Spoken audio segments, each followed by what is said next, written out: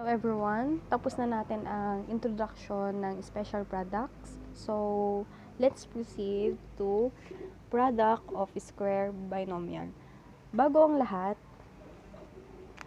papakita ko muna o i-explain ko sa inyo kung ano-ano ang parts neto. So, first, this number, yung pinakahuli na term, ay tinatawag nating constant. Then, itong mga letter na yan ay tinatawag namang variable.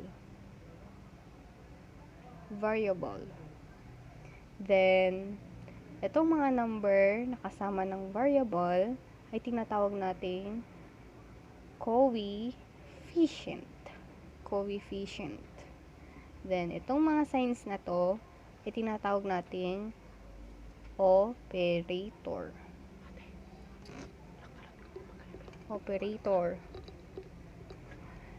So, I will give examples of product of a square binomial and at the same time, isosolve natin. First, A plus B squared.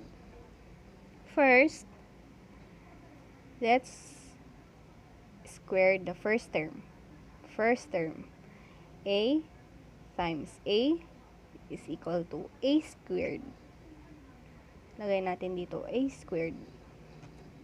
Second, multiply natin si first term and last term, and also this, itong square root.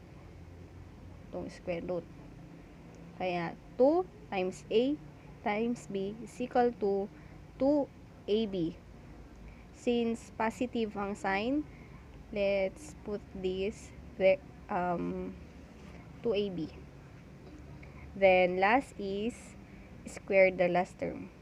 B times B is equal to B squared. This is the final answer. Ganyan lang po isolve ang square binomial. Ulitin natin. Square the first term, twice the first term and last term, and square the last term. Next example.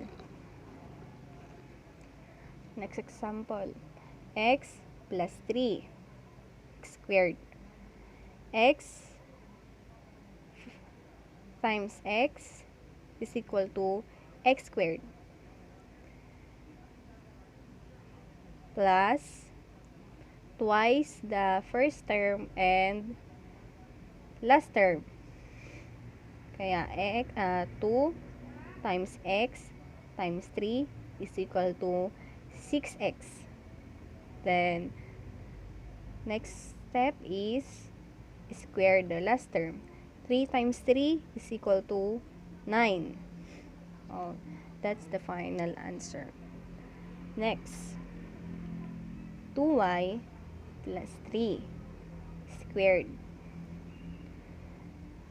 Square the first term, so magiging 4y squared. Next step, twice the first and last term, magiging 12y plus square the last term, 9.